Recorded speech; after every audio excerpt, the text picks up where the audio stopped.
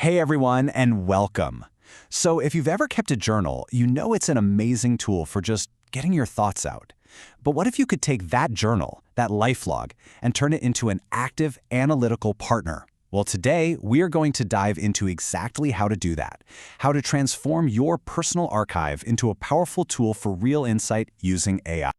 I mean, seriously, think about that for a second. Most of us have years, maybe even decades, of our thoughts, our feelings, our experiences just sitting in a digital file somewhere. It's this incredibly rich data set about our own lives. What if you could actually ask it questions, uncover those hidden patterns, see how you've changed, and get a totally objective look at your own story? Well, this isn't science fiction anymore. This is a real thing, a new paradigm called computational introspection. It's all about using AI to analyze what's called the qualitative self. And today, we're going to walk through the complete technical guide to make this a reality for you.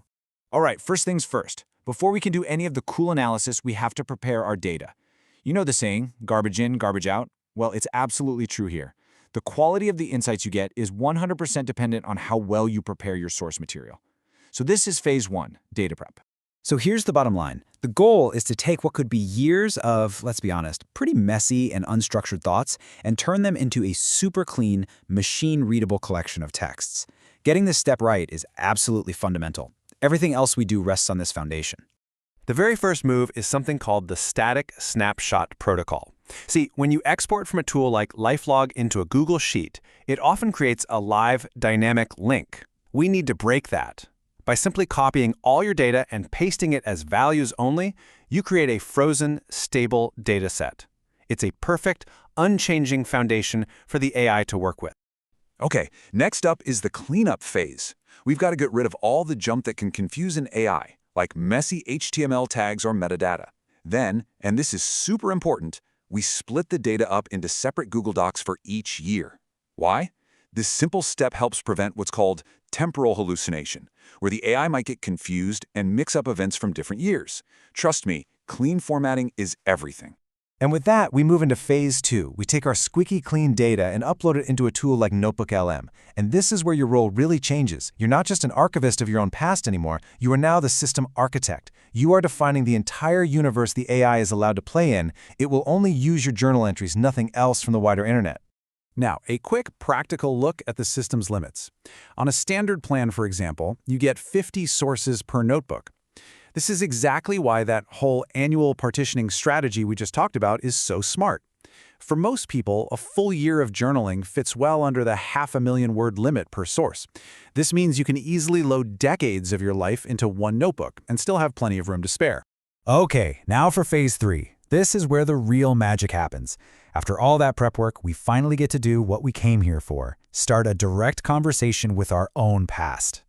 The real power here is in what's called selective context loading. You see, you don't have to analyze your entire life all at once. You can pick and choose. You could select just your 2023 document for a deep dive year in review. Or, like you see here, you could select 2020 and 2024 to do a side-by-side comparison.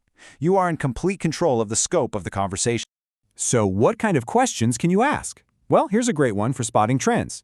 You're basically asking the AI to act like a data scientist, to map out the emotional weather of your life by connecting the dots between, say, a stressful project at work and how well you were sleeping at the time. Now this next one, this is a decision loop detector, and it is so powerful. It's designed to surface those repeating problems we all have, the ones we complain about over and over but never seem to solve. The AI will just lay the pattern out for you, plain as day. Here's the trigger, here's the complaint, and here's what you did or didn't do. It forces you to confront the cycle. Oh, I love this one. This prompt is for implicit value extraction. You're asking the AI to look at the language you use to figure out what activities truly bring you joy, and then compare that to the goals you've written down. Is there a mismatch between what you say you want and what your own words reveal actually makes you happy? This is how you find out. Getting quick answers from a chatbot is awesome, but how do you turn those little sparks of insight into real lasting wisdom? Well, that's what phase 4 is all about, creating structured artifacts from your analysis that you can keep and reflect on.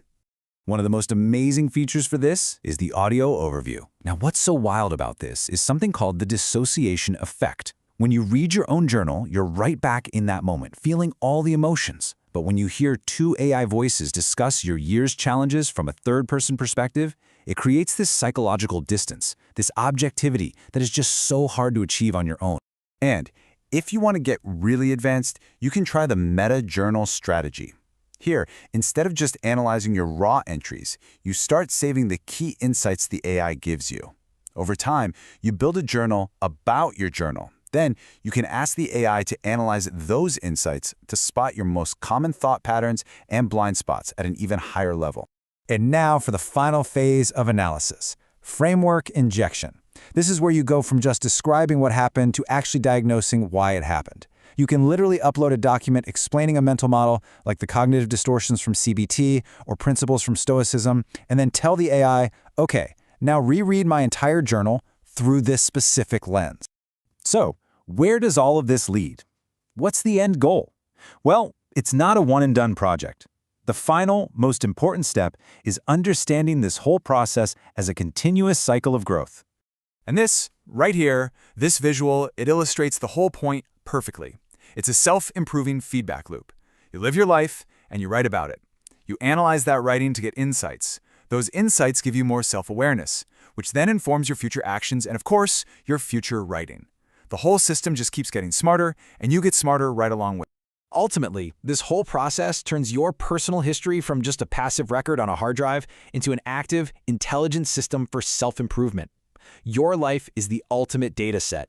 So the only question left is, what are you going to discover when you finally hit Analyze?